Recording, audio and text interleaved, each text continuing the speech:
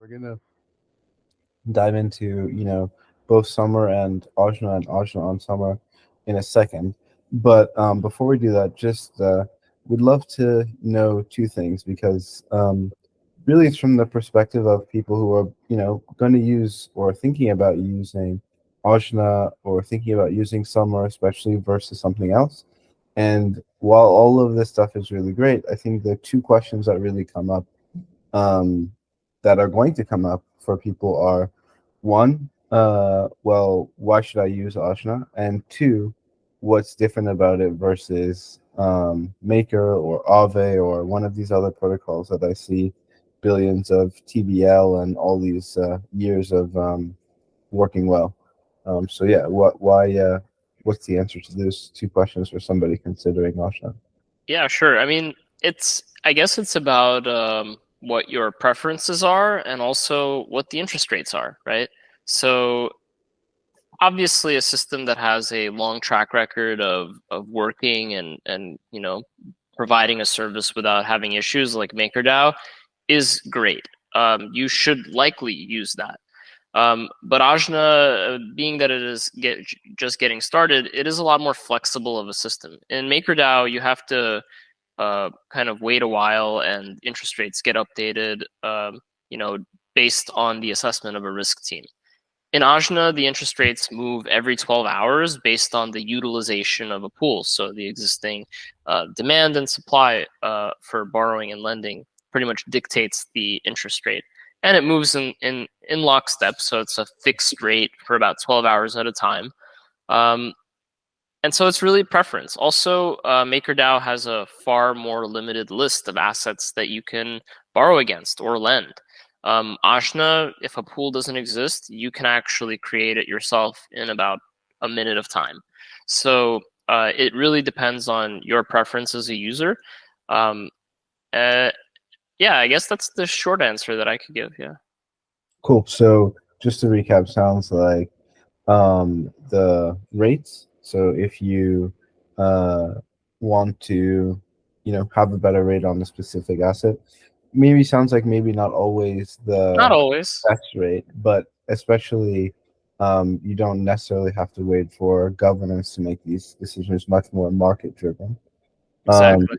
and then on the other hand, sounds like, you have, I know, especially Maker, for example, and even like Aave too, I was looking at, has a very restricted set of assets that they support these days in terms of collateral.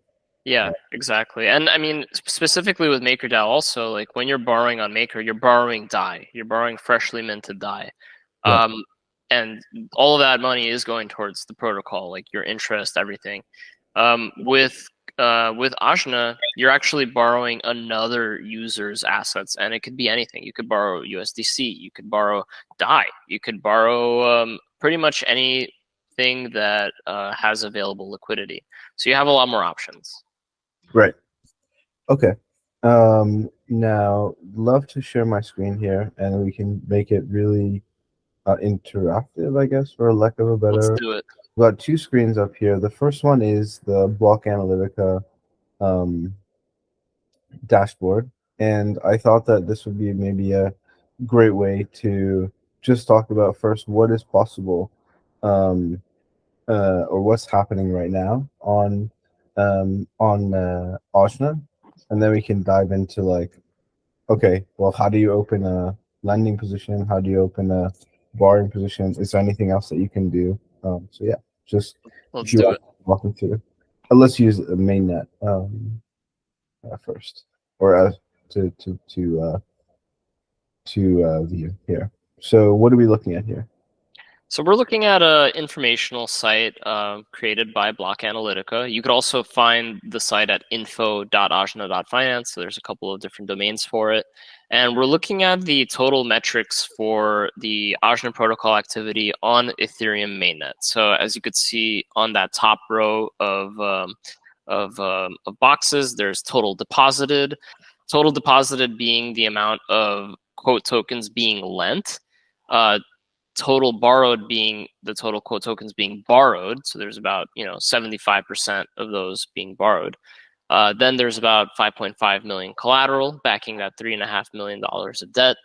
and the total TVL, which is total value locked for the protocol on Ethereum mainnet. So that would be 7.19 million. It's a combination of both collateral and quote token deposited. Okay. Okay, cool. So now I guess these are the pools that are comprising all of that capital, like on a individualized basis. Yeah, Now exactly. you mentioned the all of the different assets that are supported. So I see, 28 different pools here. Why are these the pools, and yeah, how or why would there be new or different ones? If you look at CoinGecko, there are tons of different coins. So. Yeah, definitely. I think these are the main initial pools because of decisions made by both Summer.fi and users. So, wrapped staked ETH, RETH, WBTC. These are all like fairly large and popular coins. So there's a lot of liquidity. There's a lot of users, and there's an addressable market. So I would say that's why they are at the top of the list. Additionally, there are rewards being offered for using these pools.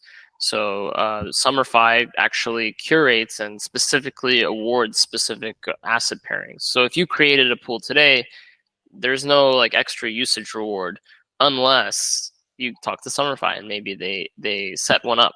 But at the moment, many of these pools are being incentivized, and that's why we're seeing them have such nice numbers. Oh, cool. So maybe that's a great segue into Summer.fi here. I've handpicked a couple of positions prior to illustrate what we're going to talk about, which is really just the borrow side and the lend side of these different pools. So the deposit token and the quote token, or the collateral token and the quote token, I believe, right? Yeah. And yeah, so I've handpicked a couple, and maybe we can just go to one here, Yeah, and let's do it. you can see my screen, right? Yeah, I could see it. So this is some user, which is great at somewhere we can go and you can view anybody's portfolio, and kind of try and understand about different positions. So it looks like they have a active RETH one. And before we dig into it, maybe you can just talk about what this it looks like it's active. It looks like this number is green here. So what is all this information here talking about with this user? Yeah, And yeah, what sure.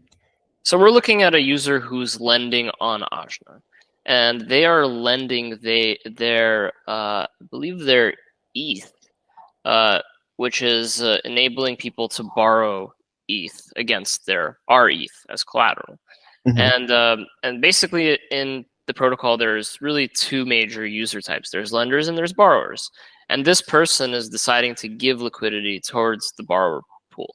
And we could see the position lending price is 1.0939 highlighted in green there. Okay. So in Ajna, the way that we get around the Oracle or price feed problem is we basically outsource that to the lender. The lender chooses the price at which they're willing to lend their, in this case, Ethereum at. So they're lending their Ethereum at an exchange price of 1.09 to 1 for RETH to ETH.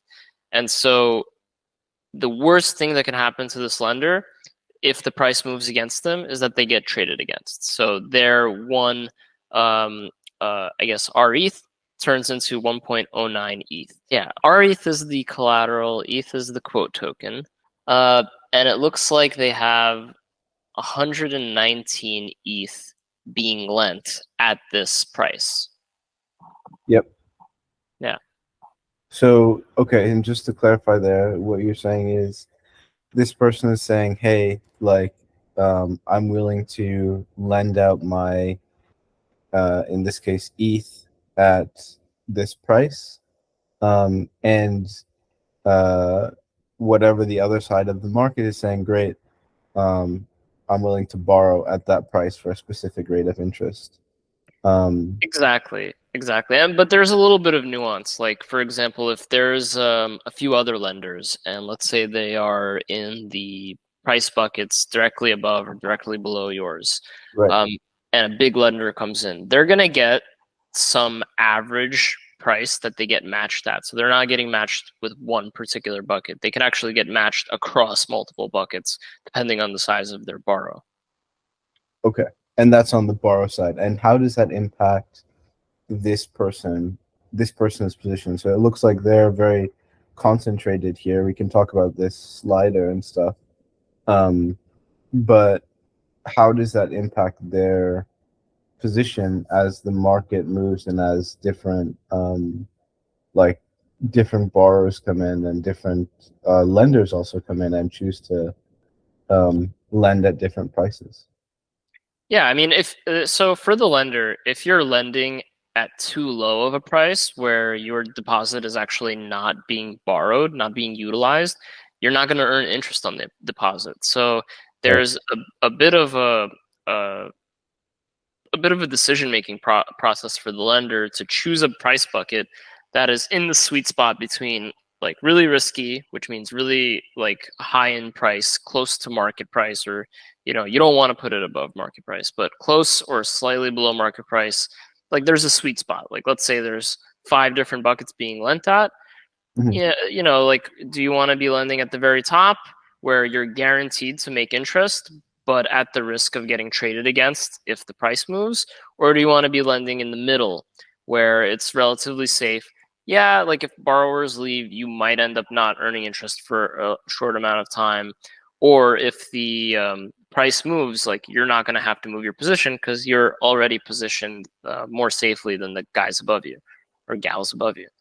Right. Um, so it's really a bit of decision making, and I hope, and I actually have no doubt that in the very near future, front end apps like Summer.fi, like Ajna.fi, they're probably going to end up offering like automation services so that lenders have a more automated experience. But right now, it is a manual experience of looking after your deposit and making sure it's priced correctly. Right.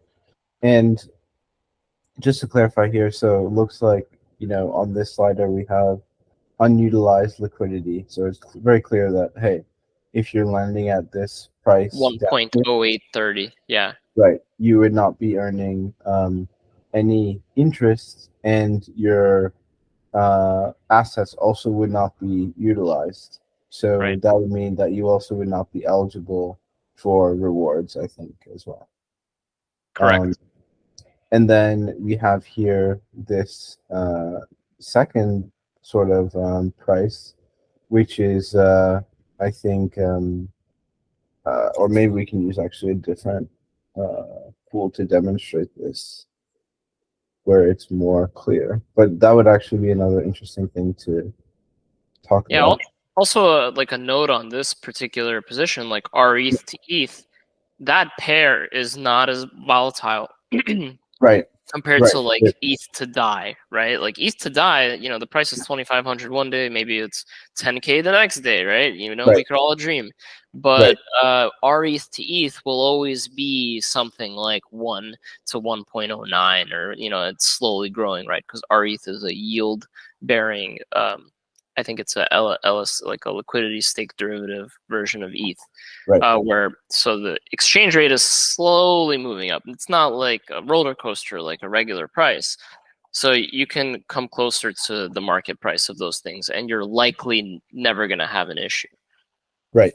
Okay, that's, and just to, also it sounds like, here it says safer and riskier. Safer, like, actually, would you mind sort of discussing what that really means? Like for a Yeah, lender, it's like you sure. mentioned traded against, but what does traded against really mean, and what's the worst Yeah. thing that can happen, basically?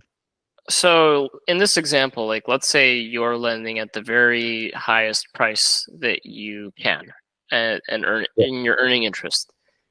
And let's say that the borrower on the other side, the riskiest borrower, he ends up, not paying his debt back, and his interest accumulates, and it sets him over the edge. So a borrower has something that's called a liquidation price. So it is a threshold where once they breach it, anybody can go ahead and liquidate their position, meaning they could sell the borrower's collateral to cover the debt. And in doing that, one of the options that the system gives to the public is basically to trade the collateral for the deposit in the top price buckets. So when a liquidation happens, the total debt amount, like let's say it's $1,000 of debt, it's gonna freeze every single bucket until that $1,000 of debt is like covered. And it's not necessary that the deposits in those frozen buckets are going to get used, because there's basically two ways to clear the debt. Somebody with outside capital can come and bid for the collateral at a certain price, so they'll just trade it, and everything will be cleared, and the collateral, the deposits in those frozen buckets will become unfrozen, and you could withdraw them after. But the second method is called arb take in the code. It's an arbitrage, where basically you are trading the collateral for the deposit in that top price bucket. And so what happens as a lender, the riskiest thing that can happen for you is that you get traded against at the price that you decided to put in. So let's say you put in that 1 ETH at a 1.09 RETH price. Yep. And somebody gets liquidated for exactly like that. For the sake of a simple example, exactly 1 RETH to cover their debt. What's going to happen is your ETH is going to disappear, and you're going to have some claimable collateral in that price bucket that is equal to 1.09 RETH. And it's a little bit inconvenient. You're going to have to withdraw it. And if you want your ETH back, you're going to have to exchange it yourself. Right. But basically, when you are lending, you are saying, I accept the risk that I might get traded against in the event of a liquidation, at least in the very top price buckets. And that's what I mean when it's the riskiest one. Like you're at risk of getting traded against. Right. And it sounds like from the perspective of the lender, a traded against is a different way of saying, from their perspective, I'm willing to buy this other asset that I'm providing a liquidity for. I'm willing to buy at that specific price. So in this case, exactly, you're lending and you're underwriting the debt almost. Right. Okay. Right. Okay. That's very clear. One last thing. So we just discussed this slider and what it means to lend at a specific price and what the worst case scenarios kind of are for a lender. But one thing I'm really interested in here is, it says, that for this person, they have 18.8 ETH available to withdraw. Mm-hmm. So what does that mean, and how? Why does this person have less than 20% of their what they've lent out here, this net value that they've deposited? Why can they only withdraw 20% of that? So less than 20% of that. Here. Yeah, sure.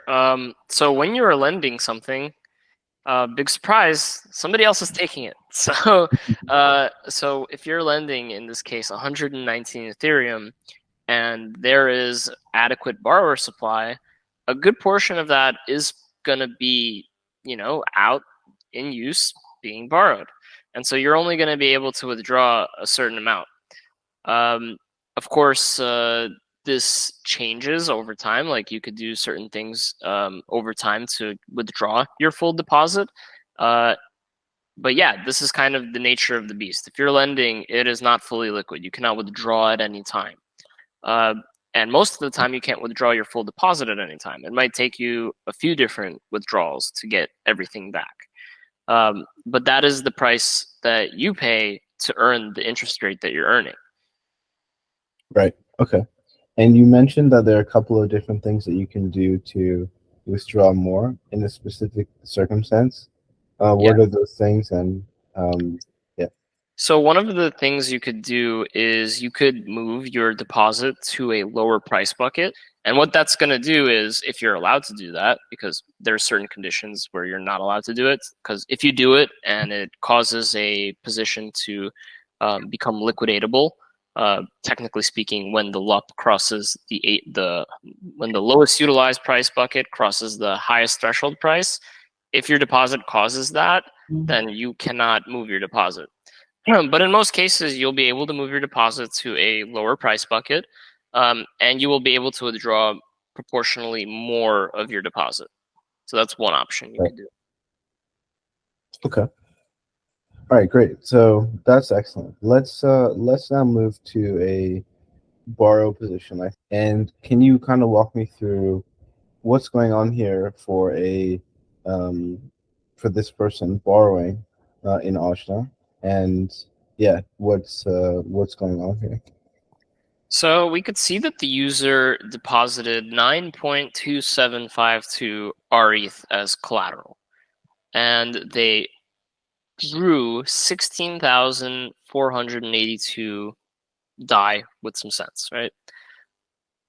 What's happening here is they're basically using the Ajna pool. They're borrowing against one of those lenders that are depositing DAI at a certain price bucket for RETH, and they're getting matched with them. So they were able to borrow 16K against their 26K of collateral value, giving them a loan to value ratio of 63.23%, which means for every dollar of collateral that they put in, they're able to borrow $6.32. At this current level, they could probably borrow more if they wanted to. They could borrow less if they wanted to. As you could see on the top left number, that's their liquidation price. So this is $2,044.15. The higher your loan to value ratio, likely the higher the liquidation price will be. And you could see below the four large numbers, we could see their borrow rate. So they're borrowing at 4.45% APR, annual percentage rate. So it's per year. And you could see how much collateral they were able to withdraw. That will push them to the max, loan to value and maximum, that they could actually have before getting liquidated. So 1.48 RETH. That's kind of like their surplus collateral. And then you could see how much more they can actually borrow. So if this user wanted more DAI than 16K, they could borrow up to another 3K. But remember, doing this might be risky because the RETH to DAI price is different than the RETH to ETH price. RETH price correlates very closely to Ethereum. So if the price goes down while they have like a lot of debt, they will have to pay back their debt to basically avoid getting liquidated because their liquidation price would be pretty risky, right? If they borrowed more, it'll be something closer to the ETH price. But in its current state, $2,000 is a fairly, in my opinion, reasonable liquidation price, given that Ethereum is trading at around 2,500 right now. So, that kind of price move certainly can happen in a day, but is not as likely as, for example, if their liquidation price was 2,400. A $100 movement in the Ethereum price is a lot more likely than a $500 movement. So, Absolutely. so this person is collateralizing their debt. They collateralized with their RETH and they borrowed DAI. Cool. Now, so on the surface, this looks a lot like Maker or Aave or something like that, or maybe even a compound position, um, or yeah, that you would see on Summer here. So a couple of things that you mentioned that were quite different with when it comes to Ajna is, of course, the ability to earn rewards, but something else you mentioned was the rate of interest, and the mechanism there and how it's a little bit different in Ajna. So if I'm Sure.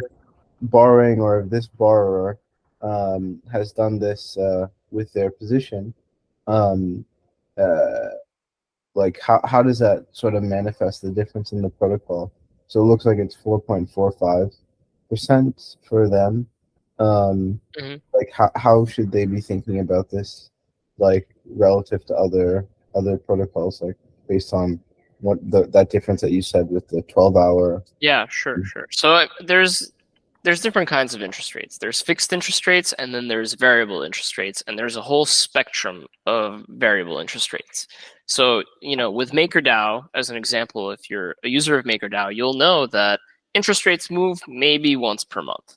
Most of the time, they're actually stable for longer than that, Yeah, which is very advantageous for having really large positions because you have less what's called interest rate risk. Um, you know what your cost of capital is. You know what the cost of that 16,000 DAI is over a more extended period of time. yeah, With Ajna, you get rates in 12-hour increments. So, they can only change once per 12 hours, and they change in increments of up 10% or down 10%. And that's not to say it goes from 1% to 11%. I mean, it goes from 1% to 1.1%, or from 1% to 0.9%. So the rate will go up by times 1.1, or it'll go down by times 0.9. So the rate moves in step, and sometimes it won't even move because the equilibrium between the borrower demand and the available supply of quote tokens to be lent is kind of even. So there's no interest rate available to change. So sometimes it'll be that pools with relatively stable assets will actually, have longer term stable interest rates. But that is to say, Ajna has a way more variable interest rate than a MakerDAO because the system more efficiently measures the utilization of the borrower and lending pool, and thus, adjusts the supply.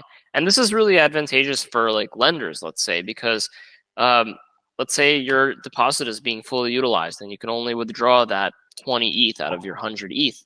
Well, that likely means that interest rates are going to be going up because there are a lot of people borrowing and there's a lot of utilization. So as interest rates go up, you're actually going to be able to withdraw on average more of your lent deposit. So it's kind of like a balancing system. So in this case, the borrower's rate is 4.45% today. It could be a little bit higher tomorrow. It could be a little bit lower tomorrow.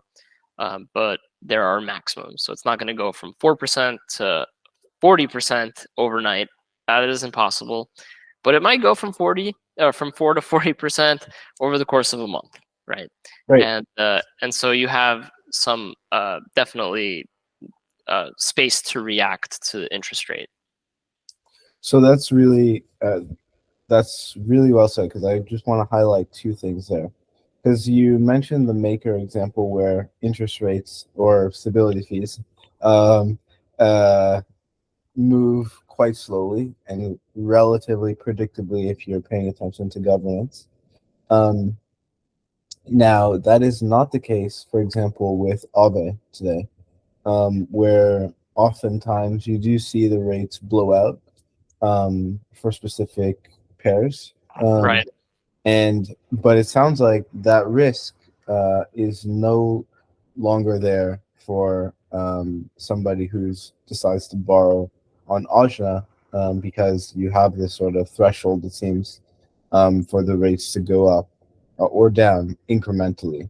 Um, Exactly. And let me add a note to that because MakerDAO, there's a similar risk in Maker as there is in Aave for rates blowing up, like through not a regularly planned interest rate increase, but by emergency interest rate increases, because governments can take emergency action right, any day of the week. So, and they can bump up the interest rate from 0 to 100 in one single action. right, So it doesn't have that like linear predictability as Ajna does because there is like you still have a lot of interest rate risk with Maker. right. Now, the other one that, of course, is so relevant to both Maker and Aave and Compound and stuff like that. Maybe I would say more so Aave. So if you're having that trade off, or Compound, especially in the past, is the notion of Oracle attacks, maybe for lack Yeah, of a better word, and even flash crashes, which might not be a specific, um, like dedicated attack or something like that, but can definitely impact, your position getting liquidated or something like that. that's right. So I'm curious, like, again, from the borrower's perspective, this person who's borrowing here, like, how do they reason about the price, the mark to market price that is happening, and that their position is being judged upon, basically? How does that happen in Ajna, and why does it mitigate the risk of these type of events like flash crashes and Oracle attacks and stuff like that? That is a great question, and I'm actually really excited to give you the answer because Ajna has a fantastic mechanism for dealing with this. So in Ajna, when a borrower has a loan that becomes liquidatable, like eligible for liquidation, where somebody can actually trigger it, it doesn't necessarily mean that it is profitable to do so. So we do not have oracles. We have liquidators and we have lenders. So the lenders put it up at a certain price. The liquidator is actually the enforcer of the price. And what's interesting is when a liquidator sends off your position to go to auction to liquidate it, they are taking a huge risk. They actually have to put up a small amount of their own capital, a percentage of your debt, in something called a liquidation bond. And what happens is if the auction settles above the price of the liquidation of your liquidation price, like let's say your liquidation price we saw in the example is $2,000 and the auction settles at $2,100, the liquidator just lost money. They are forfeiting a part of their deposit that they put in to buy the bond. But if the auction clears below the liquidation price, they make money. So they correctly liquidated you. And the nice thing about our system that actually is resilient towards like flash crashes is that a flash crash is a really temporary price. So it's a price that's on the market for maybe like a few hours, maybe a day. Um, the length of a liquidation auction in Ajna is actually 72 hours. So what happens is it's a Dutch auction, which just means that the auction price starts really freaking high, like $1 billion, which means nobody's going to bid on it, obviously. And it decays over the course of 72 hours on a curve. And at some point, it's going to hit that $2,000 or 1,900 or 2,100. And at that point, if the market price is still, $1,000 or something, like then yeah, you're gonna get liquidated and the liquidator is gonna make money. But if the flash crash in that first like 24 hours recovered and you're somewhat back to normal and perhaps if you're lucky, you're not at your liquidation price anymore, then then guess what? You're not gonna lose money. Like you will still have your collateral sold, but the value of your collateral is going to exceed the value of your debt. You're not actually going to lose anything. You're just going to have like a really annoying tax situation, maybe, perhaps. But that is to say, a liquidator, when they see a flash crash and they look at a liquidatable loan, they have to think, okay, is this the price that whoever buys this collateral at is going to, like, are they going to buy it in 24 hours at that price? Because that's about how long the liquidation auction is going to take. So they are taking like price risk essentially in liquidating you. So that makes it unlikely that there will be mass liquidations in the event of a flash crash. Um, but also, like, of course, I'm saying this, with a grain of salt. You have to consider the context, because if there's a flash crash for a legitimate reason and it's going to be sustained, then yes, you are very likely going to get liquidated profitably. But the other factor, I think, which is important, that's important to mention, when your position gets liquidated, it freezes all of the lenders at their price buckets, right? So remember we talked about how during a liquidation the top price bucket lenders are frozen. Yeah, so if there's a flash crash and you know for a fact that you can get cleared at these top price buckets, like, let's say there's a $1,900 price bucket, your total loss is actually capped because there is somebody there underwriting your debt at a specific price. So the lender in that case is going to be really unhappy because, oh, they're going to get traded against that $1,900 for your collateral, but by the time they get it, oh, the market price is $1,000 because this flash crash got sustained and it lasted for more than a day. And unfortunately, like that is part of the risk that the lender takes. Yep. But they've, as we've discussed, they're saying they've they've opted into that, right? To say, I'm willing to, you know, receive this other asset in the case of changes in price. Precisely. Right. Okay.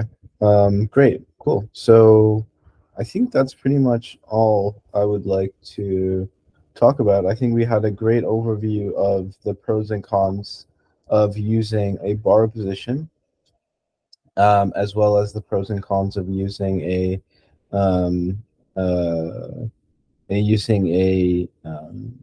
lending, like a earn position on Summer when it comes to Ajna and the Ajna protocol and all of the different things that you need to know when using the Ajna protocol. Let's say you wanted to open a earn position here, and you wanted to do it, of course, with the Ajna protocol, of course. And so looks like some great yield on DAI, and we can clearly see that the deposit token is DAI here for Ajna. We can see that the yield is about 5.3%, which is great. That's above the DSR today. And then also on top of that, you're going to get some Ajna rewards for being a lender in Pretty this sweet. pool. Yeah, it's really sweet. So, okay, so now here's where we get into everything. So, of course, we're met with all of these projections that how much yield we'll earn over time, the TVL in this pool to give some idea of, hey, there are other people actually doing this as well. And that's great. And then you have the 7-day average APY, and it's right now much above that. So looks like a great time to get in. Then we have this um, disclaimer to a degree that just, at Summer, we are all about really doing as much diligence as possible on behalf of the user and letting you, only use the highest quality stuff. That's why we're partnered with Ajna.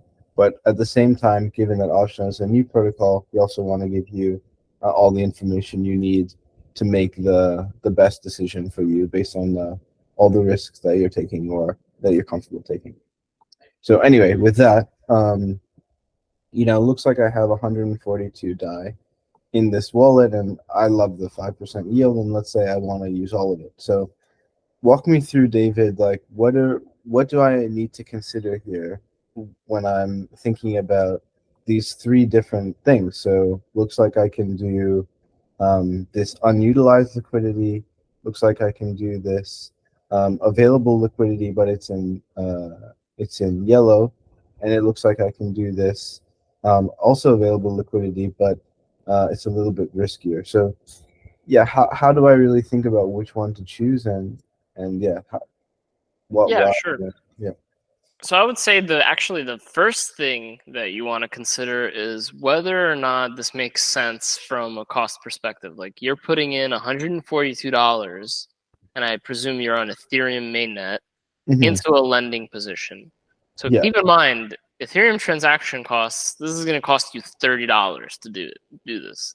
Yeah. Now, Ajna is deployed on Base, Arbitrum, Optimism, Polygon, where instead of being a $30 transaction, it'll be a $1 transaction or a 10-cent transaction, depending on the chain. So you're going to want to first consider that. Like Ethereum is pretty expensive. And so if you want to do stuff on Ethereum, I suggest a higher capital amount. But let's exclude that from this example. Let's pretend like our $142 was like, 14,000 or 3,000 or something like that. Something that makes it worth it, right? Now, Jordan, the yellow part of the slider, it earns interest. That's earning yield. Okay, cool.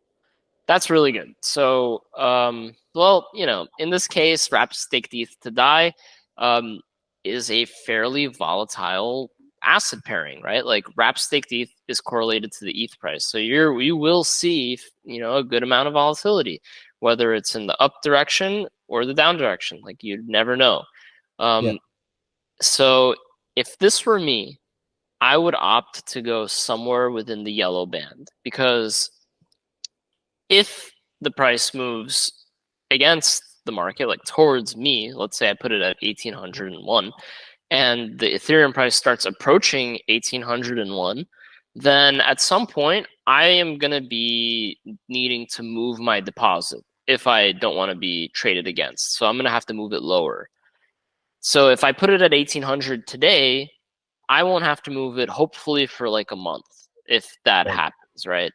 But if I put it in the green zone at like, what is the green zone at? Like, what's the bottom of the range of the green zone? Let's say I put it at 2188 and Ethereum drops overnight tomorrow. It's at 2300. Well, guess what? Now I can't sleep because I am nervous that I'm going to be traded against and I'm going to have to figure out this annoying situation with my taxes. And so I personally like sleep. So I'm going to actually put it in the yellow band so that I don't have to manage the position as acutely as I would if it was in a riskier band. Now, the principle here to draw is that the more volatile the pair in the pool, the less risky you should put your initial lending position if you don't want to move it often. Keep in mind, every time you move it, that's a transaction cost. So it's going to cost you a little bit of transaction fees to do this. So to strike a balance, you're earning interest in the yellow band. And yes, the other situation can happen where the Ethereum price keeps moving up. Let's say we go from 2,500 to 3,000, and you in the yellow band all of a sudden are kind of priced out. You're no longer earning interest after a few weeks, right? Well, guess what? Like that's a bit less risky than getting traded against. Like, at least here in this case, you can just move it back into the range where you are earning interest. So it's really a preference of your risk tolerance, right? If you're willing to get traded against, you don't care, you go for it. If you think Ethereum is going to go up and you have strong confidence, sure, put it higher up in the yellow band or low in the green band. That's my general sense of how I think about it.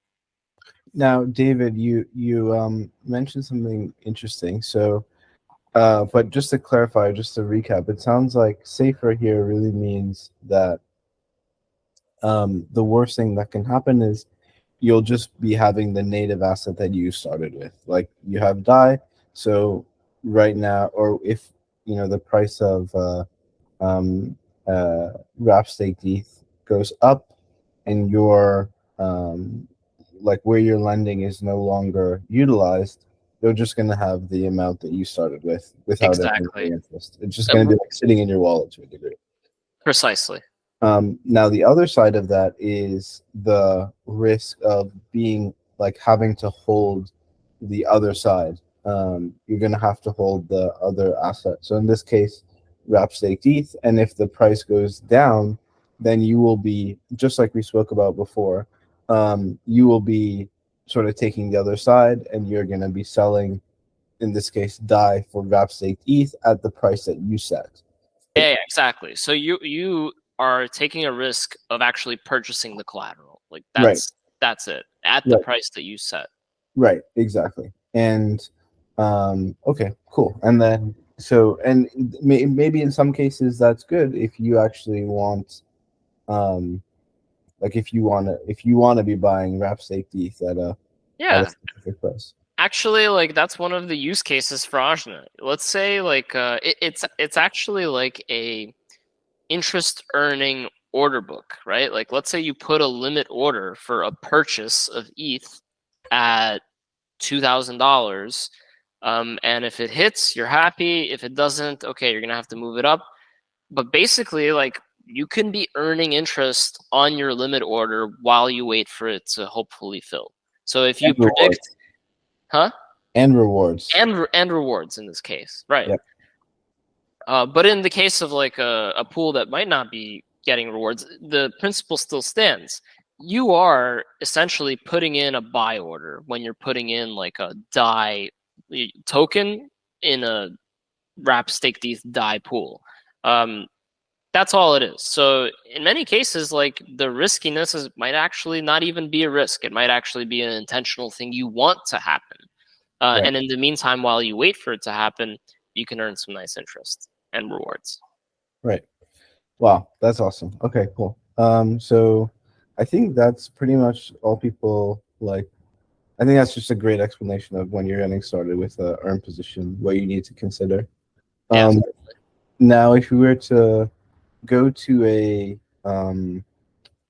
borrow position for Ajna, so we wanted to specify that it's an Ajna protocol. Going through and like, okay, we see, all right, now let's say we want to do, maybe we'll use a similar example. So maybe against wrap BTC. So we see that, there's not too much liquidity here for being able to borrow DAI against wrap BTC. And we see the rate of interest is about 3.6%, which is not bad, and a fairly high LTV. So if we click borrow, so as a borrower, and as we mentioned before, same kind of disclaimers and things like that, because we're always thinking about the end user at Summer. How would you reason about this from the perspective of a borrower? Like, would you just think about it the same way as you think about opening like a Aave borrow position or something like that, or would you think about anything differently? There are differences. So I can't remember if Aave has like a grace period, but I know MakerDAO does, courtesy of the Oracle security module, where it gives you like an hour of price delay. Yeah, Um, and side note, I think they might actually be removing that from what I yeah, heard, yeah. I but think so. which is interesting. But I digress. In Ajna, there is no grace period. So you are like once your liquidation, like the grace period is kind of implicit. Like if the market price goes below your liquidation price, it's really on the liquidator to say, hey, is this gonna settle in 24 hours at this price? Like maybe not. Maybe I need to wait for a 15% below liquidation price like threshold before I could feel comfortable liquidating this person. So it might not necessarily be that you get liquidated right away. So you do have some like protection there. But once you're liquidated, you can't save your position. It is going to auction. You cannot do like a partial repay. You can't do the things that you could do in like a MakerDAO, for example. Mm-hmm. Um, so that's one thing to consider when borrowing to the max. The other thing to consider is what is your reason for borrowing? What is your like? How comfortable are you repaying? Um, Basically, how much flexibility do you need? Because if you just need like money for investing and you want to have a relatively like safe experience, don't borrow the maximum. Borrow at a reasonable price where you're not even in the first 10% of positions to get liquidated if the price moves. That way, you have a lot more time to maneuver if the price does start going down and the value of your collateral starts going down relative to the amount of debt you have. So that's number one. Like, be very careful about how much you borrow, because borrowing the max, you very likely will have to go and look after your position very closely. And I don't know about you guys, but I like sleeping. So if you don't like sleeping, borrow the maximum, sure. And you know what? Like maybe you can sleep once. Like I hope Summer.fi does this, where they will just automatically save your position if it's going against the, if it's becoming risky.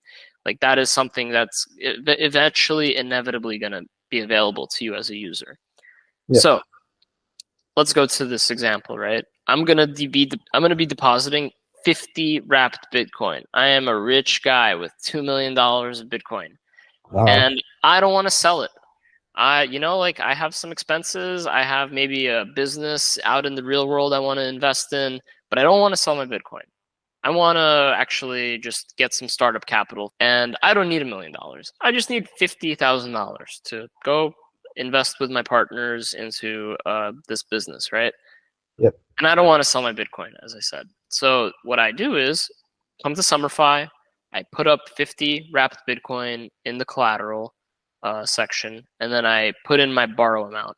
And as I input my borrow amount, whether it's 50K or 100K or $1 million or $2 million, if you're feeling so inclined, you will see a few pieces of information. Number one is the origination fee. So whenever you borrow, there is I think 25 basis point fee that goes directly to the protocol. It's 0.25%. If you don't know what I mean by 25 basis points, Mm-hmm. you get 0.25% of the debt is a fee that goes to the protocol, and yeah, so that's the first. It's the only real fee besides the net interest margin. So, like, let's say you're paying in this case 3.64% a year. I think like 11% of that 3.64% goes towards the protocol rather than the lender. So the lender gets the vast majority of your borrow rate. They're getting 90% of it, where the protocol, the underlying protocol, gets about 10% of it. It's called net interest margin. So those are the two ways that you pay the protocol. There's an origination fee, and then there's an ongoing little slice of the pie for the interest you pay. Right. So going back to the example, you put in the figures, and you're going to see on the bottom in the order information section, the collateral locked, which is your 50 wrapped Bitcoin, and the liquidation price. The liquidation price is the thing that you should monitor very carefully. It's the thing that, if you want to set up an alert on your phone, go on your portfolio tracking app or whatever and set a price alert for maybe a few $100s above your liquidation price, just so you're aware when your position starts getting risky. So Right. you get a liquidation price. In this case, it's 1,139 DAI per BTC. And today's price of BTC is around $40,000 a piece. Yes. And so you are very safe. Like literally, Bitcoin will have to like die a dramatic death, and like not even so. Like it'll just have to drop 90% basically to liquidate you. So you're really safe, right? You could sleep tight. Your loan to value ratio is exactly as I described it before. It is how many dollars of debt you have towards how many dollars of value. So here you see it's 2.31%, meaning you're borrowing $2.31 for every $100 of Bitcoin you have. That's a really great ratio. The riskier ratios are obviously closer to 100% LTV, where you're borrowing $1 for every dollar of collateral you have. The dynamic max LTV, if you wanted to borrow more, that's the maximum at which you can borrow. So in this current moment, the Ajna pool will allow you to borrow up to $88 of debt to $100 of collateral. Yep. And then we have the debt Natural, yeah. available to withdraw and available to borrow. So sounds or seems like very similar to opening another type of borrow position on Summer from a different protocol. But I think just to recap the core things that you mentioned that are so different when it comes to Ajna, that you might not be able to see on the on the UI, but will be definitely dramatic in your experience of using Ajna, is one, this notion of the borrow rate and how it changes by this incremental approach in every 12-hour period. So there really can be no dramatic surprises there. And then the other aspect of it is the notion of it being oracle-less. So just this map of incentives that are much more aligned with the borrower um, when it comes to having to think about, a lot of these different vectors of attack in some case when it comes to oracle attacks, but also things like flash crashes and stuff like that when it comes to their position. Yeah, exactly. And I highly recommend using the info.ajna.finance site to take a look at the historic interest rates of a given pool. Yeah, right here. So you get a nice graph of where the utilization is currently. Okay. And so you could see here in this pool with DAI that a decrease in rates is available because the target utilization is pretty high and the meaningful actual utilization is pretty low. Okay, wow. So, right. So then you'd want to incentivize more borrowing. It's in everybody's best interest to update this rate to move lower. Yeah, exactly. So like if there was a ton of borrowing, like if the pool was fully utilized, you would see that little blue circle on the right side. Like let's say it's at the level 1 of target utilization, then it would also be at the level 1 of meaningful actual utilization, which would create an interest rate change in the upward direction, making it more profitable for lenders to lend, and which gives borrowers, a bigger pool to borrow from. So ultimately, like this system kind of always is striving towards an equilibrium between the borrower demand and the lender supply. Wow. Wow. That's a great place to leave it. Cool. So let me say, David, where can people maybe reach out to you or anything like that if they have more questions about Ajna? And yeah. I'll give you guys a few different places. So if you go on ajna.finance, there will always be a link to a Discord server or a Reddit community, and you will readily find me there. Alternatively, you can add me on Telegram, Discord, or Twitter. My handle is the same in all three of those locations. It's at David Utro. And then lastly, if you are an email person, you can reach me at davidfromajna@gmail.com. My email used to be david@ajna.finance, but we are dissolving that company. So yeah, DeFi is going to be living on strong, and Ajna will be out in the wild on its own. So I am just a support person. I'm here to help you. And if you have any questions at all, before you reach out to me, check out the FAQs site at faqs.ajna.finance. We did a ton of work to try to hit every single thing that a user might ask. But if your question is still not answered, please reach out to me. Feel comfortable. You're not being a bother. I'm around. Thank you guys for watching the video. Awesome. And thank you, Jordan, for having me. Thank you for coming.